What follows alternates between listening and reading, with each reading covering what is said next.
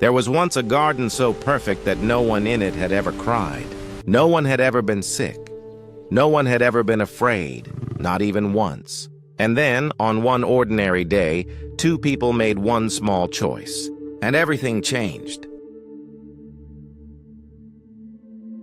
Welcome to the Living Word Bible Stories. Today we are going all the way back to the very beginning, to the story of the first man and the first woman, Adam and Eve. It is a story about a beautiful garden, a sneaky serpent, one simple rule, and a love that never gave up. So get comfortable and let's begin. In the beginning, God created the whole world. He created the bright sun and the silver moon. He created the deep oceans and the tall mountains. He created every animal you can think of, from the tiniest ant to the biggest elephant. And when he completed his creation, he looked at all of it and said it was good. But God wanted to make something very unique and special. So he formed a man out of the dust of the ground. Then he breathed into his nostrils the breath of life, and the man came alive. His name was Adam, and he was the very first human who ever lived.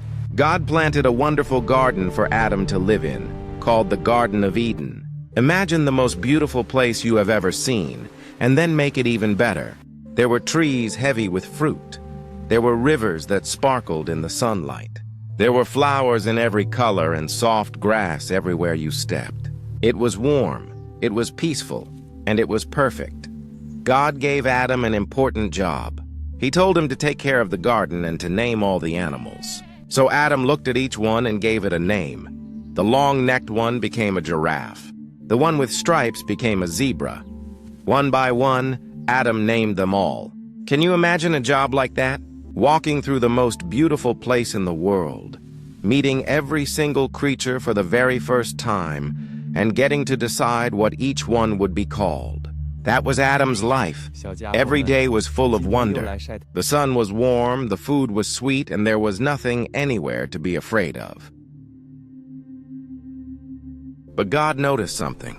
Even with all the animals around him, Adam was lonely.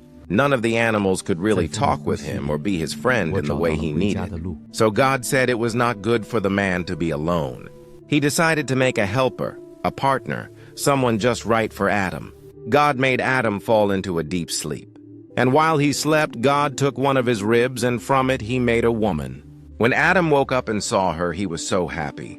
Finally, here was someone like him. Her name was Eve, and she became the first woman who ever lived. Now Adam and Eve lived together in the garden. They had everything they could ever want. They had food to eat and work to enjoy. They had each other. And best of all, they could walk and talk with God himself. There was no sadness, no worry, and no fear. Life was exactly the way it was meant to be. God gave Adam and Eve almost complete freedom. He told them they could eat from any tree in the whole garden, anyone they liked. But there was just one tree they were not allowed to touch. It was called the tree of the knowledge of good and evil. God told them clearly, "You must not eat from that tree. If you do, you will surely die." Just one rule. Out of an entire garden, there was only one thing they could not do. And for a while, everything was wonderful. Adam and Eve trusted God and they were happy. But not everyone wanted them to stay happy. In the garden there lived a serpent, and this serpent was crafty, which is a fancy word for sneaky and tricky. The serpent did not like that Adam and Eve loved God and trusted him. So the serpent came up with a plan. Now the serpent could not force Adam and Eve to do anything. So instead it chose something quieter and much more dangerous. It decided to if we eat it or even touch it, we will die. Then the serpent told a lie. It said, "You will not die. God just does not want you to eat it because he knows that if you do, you will become as wise as him. You will know everything, good and bad." And that is when Eve started to wonder. She looked at the tree. The fruit looked so good. It looked delicious, and it looked beautiful. And now the serpent had made it sound exciting too. The serpent had taken one little seed of doubt and planted it right into her heart. Eve reached out. She picked the fruit, and she took a bite. Then she gave some to Adam, who was right there with her, and he ate it too. For a moment, maybe they thought nothing had happened. But then something inside them changed. For the very first time, they felt something they had never felt before. They felt ashamed. Their eyes were opened and they realized they were naked. So they grabbed fig leaves and sewed them together to cover their nakedness. The peaceful, perfect feeling they had always known was gone. In its place was a heavy, uncomfortable feeling. It was the feeling you get when you know you have done something wrong, the feeling of guilt.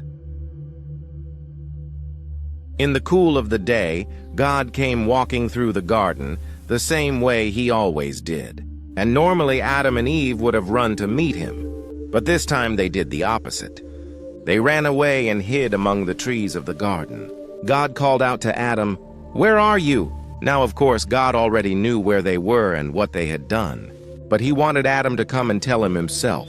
Adam answered, "I heard you coming and I was afraid because I was naked, so I hid." God asked, "Did you eat from the tree I commanded you not to eat from?" And here is where it gets very human. Adam pointed at Eve and said, "She gave it to me." Then Eve pointed at the serpent and said, "It tricked me." Nobody wanted to say the simple words, "I did it, and I am sorry." Because of what they had done, things had to change. God explained that life would now be harder. There would be hard work. There would be pain and heartbreak. And one day, far in the future, there would be death. The serpent was punished too for its part in the lie. And then came the hardest part. Adam and Eve were banished from the beautiful garden and could no longer live in that perfect place. God placed an angel at the entrance so they could not go back. Imagine leaving the most wonderful home you have ever had, knowing you cannot return. That must have been very sad. But here is the part you must not miss. Even though Adam and Eve had broken the one rule, God did not stop loving them. Not for a single second. Before they left, God did something gentle and kind.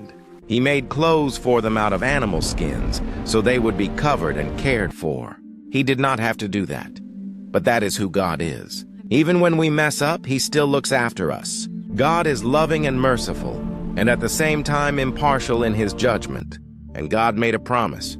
He hinted that one day someone special would come, someone who would defeat the serpent and fix what had been broken.